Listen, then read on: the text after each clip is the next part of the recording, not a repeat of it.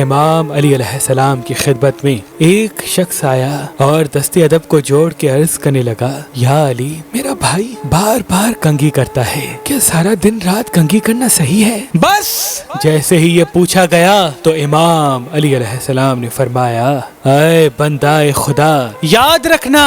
بالوں میں کنگھی کرنا مستحب ہے، لیکن ہر وقت کنگھی کرنا انسان کے وجود میں خواہشات نفس ابھارتا ہے اور انسان کا وقت ضائع کرتا ہے۔ تو وہ پوچھنے لگا، یا علی، کنگھی کرنے کا سب سے صحیح وقت کون سا ہے؟ امام علی علیہ السلام نے فرمایا، جو انسان صبح اٹھنے کے بعد بیٹھ کے بالوں میں کنگھی کرتا ہے، بال سنوارتا ہے، تو اللہ اس کا دماغ روشن کرتا ہے، اس کو بھولی ہوئی باتیں بھی یاد آنے لگتی ہیں اور اس کا چہرہ پر رونق ہونے لگتا ہے۔ تو وہ پوچھنے لگا، یا علی، کنگھی کرتے وقت وہ کون سا عمل ہے جو انسان کی پریشانی یا بیماری کا سبب بنتا ہے؟ بات جب یہاں تک پہنچی تو امام علی علیہ السلام نے فرمایا، اے شخص، یاد رکھنا، کبھی بھی کسی دوسرے کی کنگھی اپنے بالوں میں استعمال نہ کرنا، کیونکہ اس عمل سے انسان کا ذہن کمزور اور بالوں کی جڑیں